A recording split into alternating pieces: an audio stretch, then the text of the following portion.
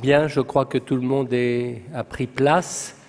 Nous allons pouvoir poursuivre cette journée après la vraiment passionnante matinée que nous avons vécue, où nous avons appris beaucoup de choses sur la correspondance de Céline et aussi sur l'évolution de l'accueil critique et l'accueil universitaire de Céline en France, en Allemagne, à l'étranger, qui était très révélateur au fond de l'évolution à la fois du regard sur Céline et de l'évolution d'une époque.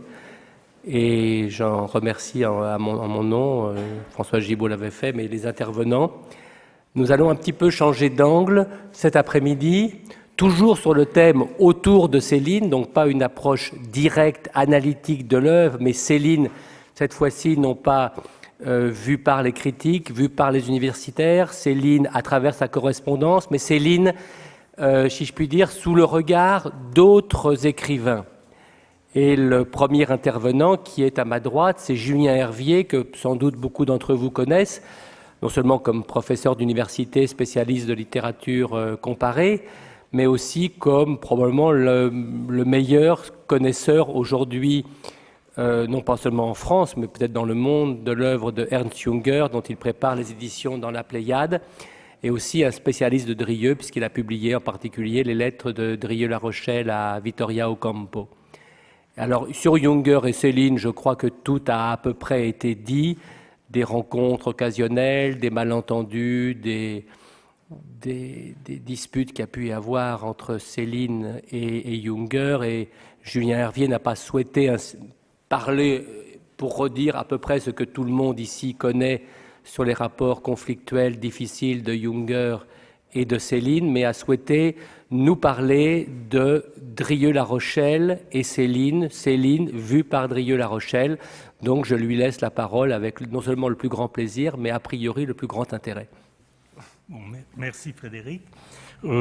Alors effectivement, devant cette assemblée très célinienne, j'ai un petit peu honte, je ne suis pas un célinien connu. Simplement, je devrais dire que j'ai une admiration immense pour Céline depuis très longtemps, comme pour Proust, mais bien qu'universitaire, j'ai toujours évité de parler des gens que j'aimais trop et de faire des travaux sur eux. Enfin, j'en ai parlé à mes étudiants, mais je n'ai jamais publié, enfin j'ai dû publier un tout petit article pour un colloque à Munich sur Céline, et je n'ai rien publié sur Proust, mais pour moi, un public célinien est un public merveilleux. Et donc, comme je connais bien Drieu, j'avais pensé vous parler de Drieu et Céline. J'ai appelé ça une rencontre à distance. Si j'avais voulu être un petit peu plus pugnace, j'aurais utilisé ça, le dandy et le clochard, peut-être. Enfin, mais non. Donc, les personnalités sont très très différentes.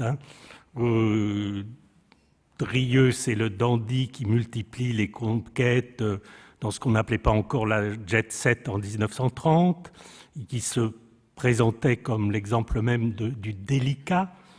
Et Céline, c'est l'imprécateur anarchiste qui joue les clochards à Meudon. Donc, les points de contact apparaissent restreints. Mais on parlait des universitaires qui mettent des fois, enfin je suis moi-même universitaire, qui mettent beaucoup de temps à se décider. Céline a été reconnue d'abord par des écrivains.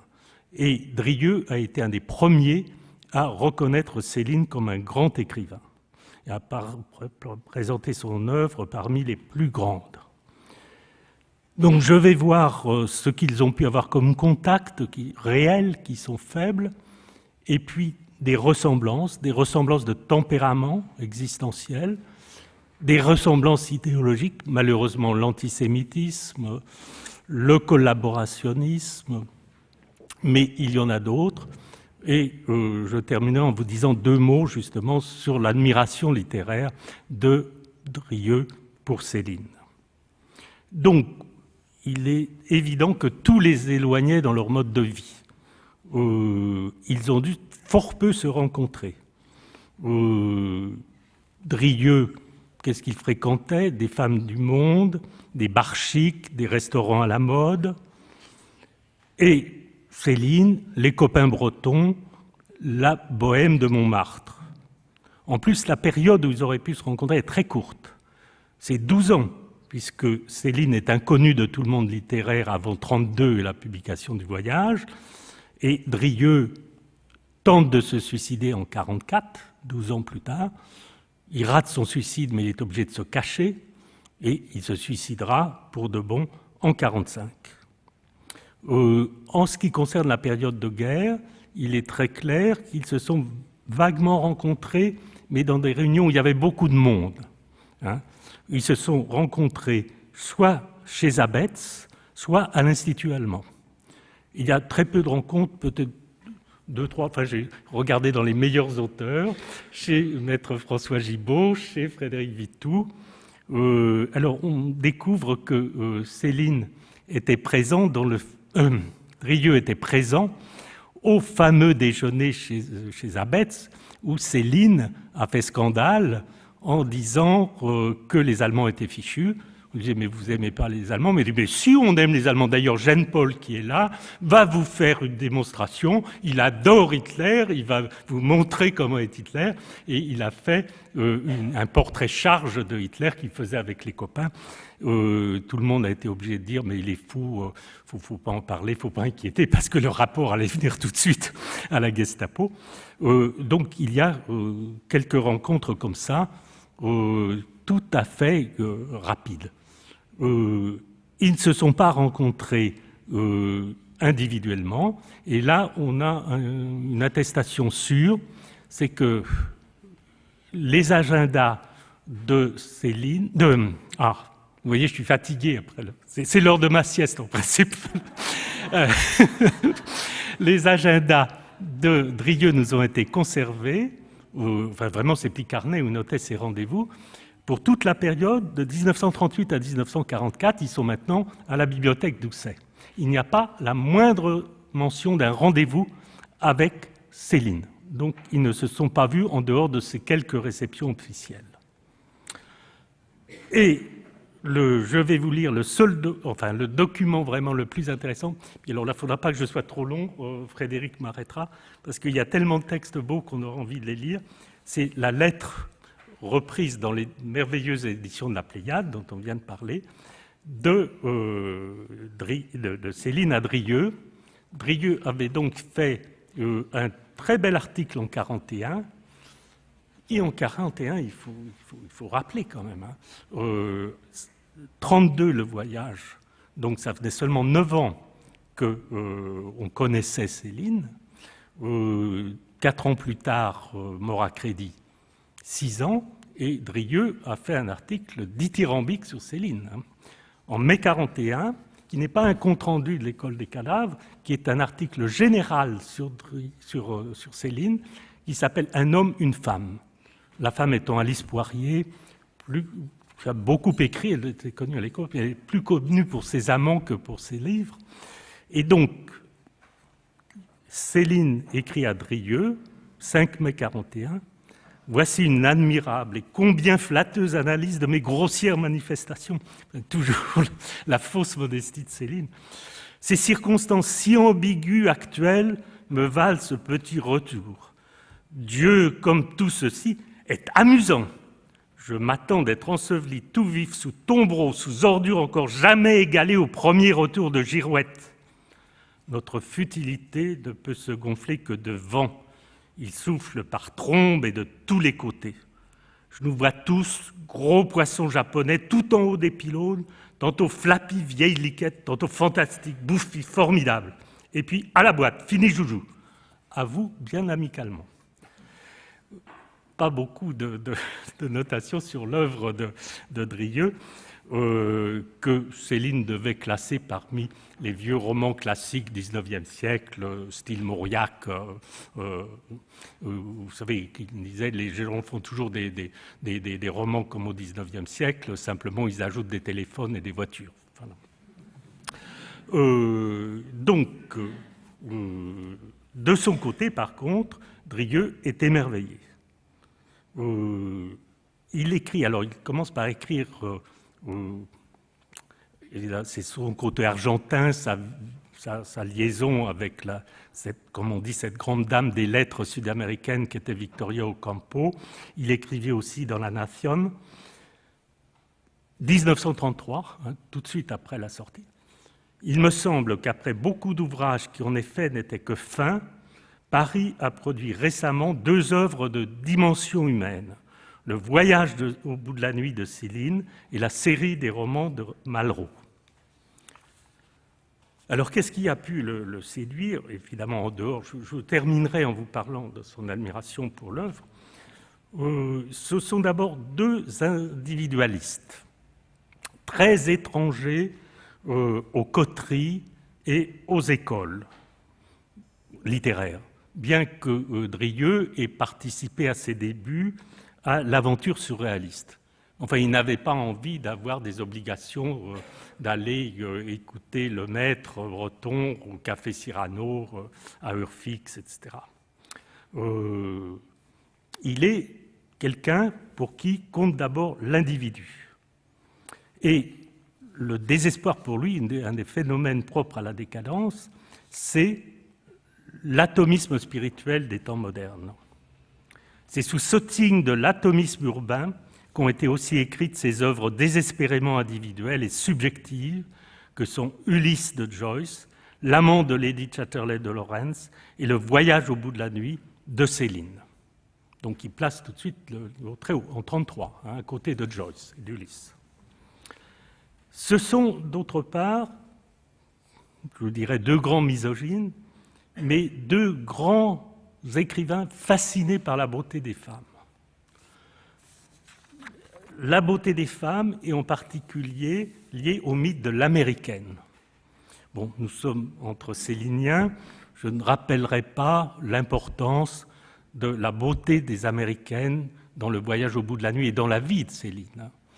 Je pense que sa liaison la plus stable, évidemment, enfin, il n'y a qu'à regarder les dates, il a eu un attachement et un amour profond pour Lucette. Mais la grande passion, telle qu'on la voit quand il sa vie, pour lui, c'est Elizabeth Craig, la danseuse américaine, celle, l'inspiratrice du voyage, celle dont le départ l'a plongée dans le désespoir. Et vous connaissez tous ce passage en Amérique où Bardamu est sur son banc, je crois qu'il finit de manger un sandwich, et puis les Américaines sortent des bureaux et il voit un déferlement de femmes, dit-il, absolument belles. Eh bien, vous avez déjà ce mythe de l'américaine. Alors, on pourrait gloser le mythe de l'américaine chez les intellectuels français entre 1918 et 1939, enfin, il y a aussi Aragon, bien sûr, est très fort. Et chez Drieux, c'est la même chose. Sa très grande passion, c'est la passion pour Connie Walsh, la femme d'un attaché militaire américain en poste à Paris, qui avait des enfants, qu'il a essayé de faire divorcer. Il a cru qu'elle divorcerait, et puis, peut-être méfiante à juste titre devant la personnalité de Drieux, elle a reculé, et il a été plongé dans un désespoir profond, au point de penser déjà, enfin il y pensait tout le temps, une fois de plus au suicide. Il raconte cela dans Gilles, et dans Gilles, c'est le personnage de Dora. Dora l'américaine, qui est d'une suprême beauté, et en plus si elle s'appelle Dora, là on va retrouver les problèmes racistes de nos 2 écrivains, c'est parce qu'elle incarne pour lui à la perfection la beauté dorique. Elle est belle comme le Parthénon, comme une colonne dorique du Parthénon. Et j'ajouterais aussi qu'il y a même dans les subtilités quelque chose qui a dû aussi beaucoup plaire à Drieux en lisant Le voyage au bout de la nuit, c'est une fascination aussi pour le saphisme féminin. Vous savez, il y a l'histoire de Marion, dans tout le monde, tous les spécialistes de Drieux, c'est sa fascination pour l'amour des femmes entre elles. Il y a des passages bien connus quand il va au bordel qui a été peint par Jane Paul, où il y a le jeune marié, il imagine le jeune marié qui emmène sa femme au bordel. Voilà. Et donc il y a cette obsession que partage Drieux. Je vous lis un passage du journal. « J'ai été obsédé par le saphisme pendant des années. C'était une obsession masochiste. Je souhaitais et craignais la souffrance que me causaient les scènes imaginées. Mais il y avait plus que cela, et il faudrait étudier l'obsession du saphisme chez beaucoup d'hommes, Baudelaire, etc. Il y a là cette terreur et cette admiration qui s'emparent des hommes devant toute manifestation du désir et de la nature. Donc, vous avez déjà une espèce d'affinité de caractère, mais évidemment les plus frappantes sont les ressemblances idéologiques. Même expérience de la guerre, même choc traumatisant. Ils ont le même âge. Drieux est né en 93, Céline en 94. Ils étaient tous les deux engagés dans l'armée quand la guerre éclatait pour des raisons de difficultés à vivre parallèles, un peu différentes. Ils ont été tous les deux dans l'entre-deux-guerres pacifistes. Drieux croyait dans la société des nations et il militait pour éviter le retour d'une seconde guerre mondiale. La grande différence entre Drieux et Céline, c'est que Drieux a une espèce de vision virile de l'homme. L'homme doit être héroïque, courageux et savoir se battre à la guerre. Simplement, autant la guerre était belle autrefois, ce que n'aurait jamais dit Céline, autant elle est devenue abominable dans le cadre de la guerre industrielle moderne. Vous avez un dialogue tout à fait passionnant dans la comédie de Charleroi, les nouvelles sur la guerre de Drieux de 1934, où le narrateur discute avec un lieutenant tirailleur très courageux, mais qui a décidé de quitter les champs de bataille du nord de la France pour aller de nouveau se battre avec ces tirailleurs marocains dans le sud, et qui serait prêt à faire l'éloge de la guerre. Et Drieux lui dit « La guerre a été belle, elle ne l'est plus, et encore là il est prudent.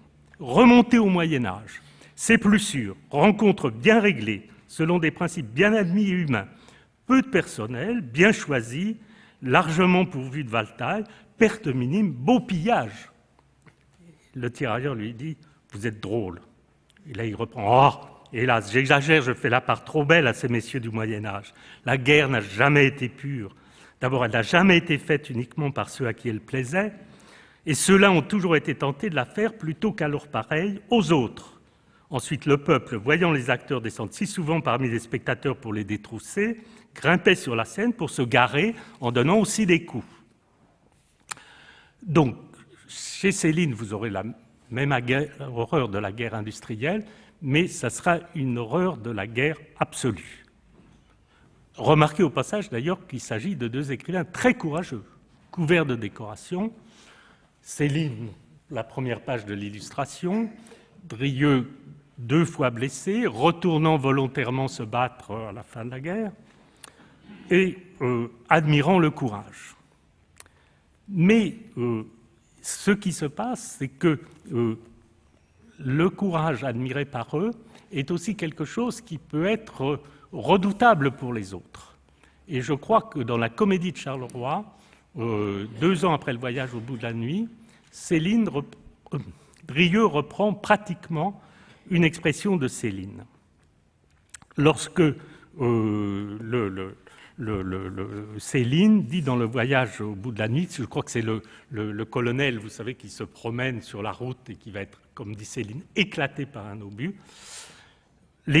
Donc, avec des êtres semblables, cette imbécilité infernale pouvait continuer indéfiniment. Et dans la comédie de Charleroi, Drieux parle d'un capitaine très courageux, aimé de ses hommes d'ailleurs, mais, je cite, « les hommes le regardaient avec orgueil parce qu'il était leur capitaine, mais avec une espèce d'effroi qui aurait pu être rancunier, parce que, disait mon voisin, avec des types comme ça ne finira jamais. » Donc, vous voyez, c'est tout à fait la même idée.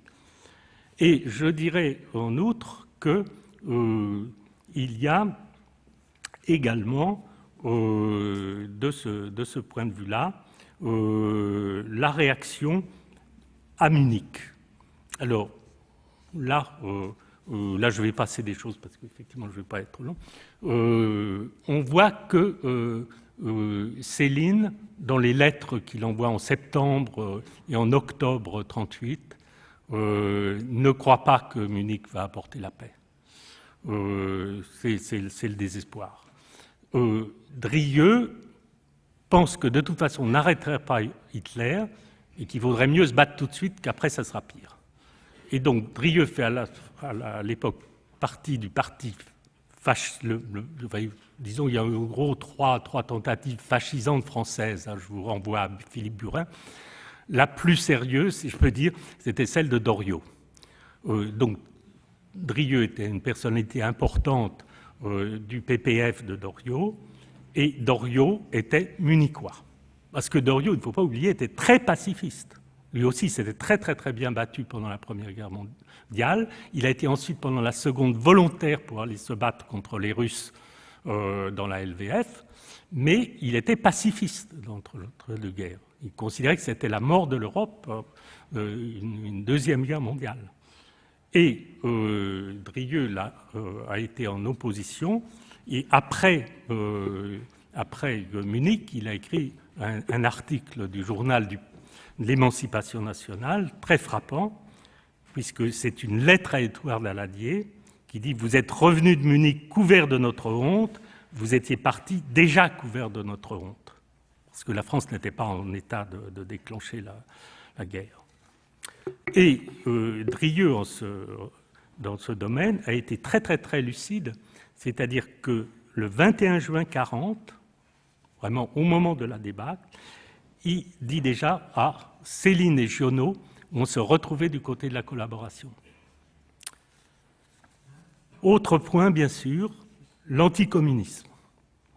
Aucune illusion chez eux sur les réalités de l'URSS. Alors on nous explique maintenant qu'on ne pouvait pas savoir ce qu'était le communisme réel dans le pays réel. Mais il y avait des tas de témoignages. Et Drieux a évidemment beaucoup apprécié le texte de Céline, Bagatelle pour un massacre. C'est plus encore que dans Mea culpa qu'on voit la mise en accusation du système communiste. Drieux écrivait dans ses articles pour le PPF de Doriot, les chefs communistes, en février 1937, les chefs communistes et les chefs du gouvernement mentent sur la Russie et sur l'Espagne. Ils mentent sur la Russie, comme Gide, Céline en témoignent. Alors je dois dire que là, il y a les méchancetés de Drieux pour Gide. J'ai un peu abandonné mes citations. Il y a un texte assez drôle, si je vous le retrouve en vitesse, je vous le lis. C'est une lettre à Victoria Ocampo. Donc, il explique qu'il admire le témoignage de Céline sur le RSS à son retour, et il pense au livre de Retour du RSS de Gide. Donc, quand on le relit, d'ailleurs, on voit que c'est très prudent. Enfin, il dit du mal, mais oui, enfin, jusqu'à un certain point. Et il dit « Oh, je trouve mesquin le livre de Gide, comme tout ce qui sort de cette braguette de ladre. J'aime mieux les pages de Céline. » Donc, l'anticommunisme, malheureusement, l'antisémitisme. Alors, je ne reviens pas sur celui de Céline, vous le connaissez tous, mais pour Drieux, comme pour Céline d'ailleurs, l'influence grandissante des Juifs est un des symptômes les plus graves de la décadence européenne. Ils sont tous les deux parfaitement racistes. Pour eux, les Aryens ont perdu leur valeur, ils se laissent guider par les Juifs, et donc c'est la fin de l'Europe à plus ou moins bref délai. Ceci dit, la position de Drieux est tout à fait différente. Dans ses journaux privés, il délire presque autant que Céline. Vous savez, le journal 39-45 que j'ai édité chez Gallimard, qui avait soulevé d'ailleurs un grand scandale, dit mais il faut foutre par terre le Trocadéro, architecture juive, et puis je sais qu'un exemple entre mille. mais il s'est abstenu de manifestations antisémites pendant la guerre. Il est même venu en aide à des amis juifs. Il a contribué majoritairement à sauver sa première femme qui était juive et qui avait été internée à Drancy avec ses enfants. Et il n'y a pas du tout ce qu'il y a, qui moi me gêne aussi beaucoup chez Céline, c'est-à-dire vraiment des espèces d'appels au meurtre dans les lettres qu'il envoie aux journaux pour qu'elles soient publiées pendant la période de la guerre. Là, Drieux est peut-être aussi antisémite que Céline, mais il est antisémite de raison. Enfin, il y a toute la tradition maurassienne aussi. Hein, voilà. Mais il n'appelle pas au meurtre quand les nazis sont là et qu'il y a des convois qui partent de Drancy. Il le sait puisque sa femme s'y trouve avec les 2 enfants de son second mariage. Ce qui fait que Céline doute de l'antisémitisme de Drieux. Je vous lis un passage là, où j'ai encore droit de 2 minutes. Ouais. J'en ai assez de rabâcher sur la question juive. Enfin, c'est du 30 octobre 41. Dieu médecin, je déteste le pataquès et les ordonnances vaines, le babillage. Après tout, je suis le seul à qui on n'ait pas demandé son opinion sur la question. Je l'ai donné avec éclat, sous Blum, sous Mandel. Mais les autres, tous les autres écrivains, savoir si... Il y a des années que je voudrais savoir ce que pensent Duhamel, Demonzy, Bergerie, Monterland, Colette, Chateaubriand, Mauriac, Bordeaux, Guitry, Déal, Luchaire, Morand, Drieux, Laval, Giraudoux. Donc Drieux. Je propose ce fameux lièvre à tous vos confrères depuis 1 an. Ce n'est pas moi qu'il faut relancer, j'ai tout dit et les autres continuent à ne rien dire. Donc, je considère que Drieux ne dit rien. Bon, je termine sur l'élément essentiel, c'est le choc du voyage et l'admiration littéraire pour lui, qui est énorme. D'abord parce que Drieux est l'écrivain de la décadence. C'est Céline. Je me suis trouvé, comme tous les autres écrivains contemporains, devant un fait écrasant, la décadence. Tous ont dû se défendre et réagir, chacun à sa manière contre ce fait. Mais aucun, comme moi, sauf Céline, n'en a eu la conscience claire. Les uns s'en sont tirés par l'évasion, le dépaysement, diverses formes de refus. Ils pensent là à Malraux, hein, diverses formes de refus, de fuite ou d'exil. Moi, presque seul, par l'observation systématique et par la satire. Donc seul avec Céline. Et il accepte le langage de Céline. Il est même obligé de le défendre contre son ami Victoria Ocampo. Si on me permet, je lis un passage d'une lettre à Victoria Ocampo. Alors, tout ça, c'est juste après la sortie du Voyage au bout de la nuit, enfin, le 3 mars 1933. Victoria Ocampo est une femme remarquable, admirable, vivant dans les milieux les plus aristocratiques de l'Argentine et la plus belle intelligentsia. Elle est amie avec Huxley, avec Tagore, Drieux lui fait rencontrer les gens de la NRF. Mais évidemment, le langage célinien la choque. Je suis navré à l'idée que tu ne peux pas comprendre Céline. C'est l'autre face de l'univers que tu ne connais pas, la face de la pauvreté ou de la laideur ou de la faiblesse. La moitié la plus nue de l'univers, c'est ça. Les chagrins que tu as pu avoir ne peuvent t'éclairer là-dessus, car tout en toi conspirait contre ton chagrin, ta beauté, ta santé, ta richesse, ton intelligence. Tandis qu'il y a des êtres pour qui tout, ou presque tout, conspire en sens contraire. Je persiste à croire que c'est un livre saint. Ce sont tous les gens malsains à Paris qui le détestent. Et alors là, il fait une petite concession parce qu'il a été choqué. Ce n'est pourtant pas peut-être un très grand livre, mais c'est un livre-événement. C'est tellement l'Europe d'après la guerre, l'Europe de la crise permanente, l'Europe de la révolution, l'Europe qui crève et qui va faire n'importe quoi pour ne pas crever. Toujours d'actualité. Donc, je termine. J'ai encore 2 minutes. Il admire beaucoup donc Céline parce qu'il est dans la grande tradition populaire, on a parlé de Rabelais ce matin, c'est un art saint, et pour lui, ce grand imprécateur qu'est Céline, finalement, paradoxalement, a une dimension religieuse. C'est une espèce de père de l'Église. Il parle donc, il dit que pour plus compter sur la hiérarchie catholique, pour donner quelques idées théologiques ou spirituelles que ce soit, elle ne s'occupe plus que de morale, hein, d'aider les pauvres. Ce que disait déjà Flaubert à propos du curé bournisien, d'ailleurs, dans Madame Bovary. Et il a dit, y a-t-il encore des pères de l'Église? Ben oui, ce sont nos grands écrivains. Bernanos, c'est Claudel, et qui c'est Céline. Et un peu plus, ça c'est dans le journal, et autre citation dans Notes pour comprendre le siècle, en contrepartie à ce courant chrétien, alors le chrétien à l'eau de rose pour lui comme Mauriac, il y a eu la magistrale imprécation de Céline. Céline, c'est Blois, Léon Blois, Céline, c'est Blois moins Dieu.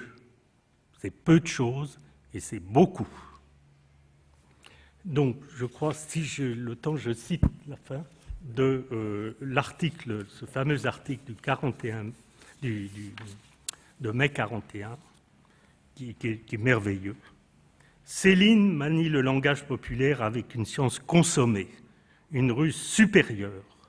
Céline se sert du célinisme comme les derniers peintres se sont servis du fauvisme ou du cubisme. Dans une décadence, ceux qui l'acceptent franchement, qui la déclarent, sont les seuls qui peuvent encore s'exprimer. Mais au-delà de sa psychologie implacablement exacte du français et de l'homme moderne, au-delà de son pessimisme et de sa furieuse dépréciation de ce qui est moribond, au-delà même de ce très haut surréalisme qui éclate dans certains épisodes du Voyage au bout de la nuit, Céline voit la vie resplendir à nouveau. Il ne tient qu'à nous de la voir aussi et de lui donner l'occasion de la chanter. Allez.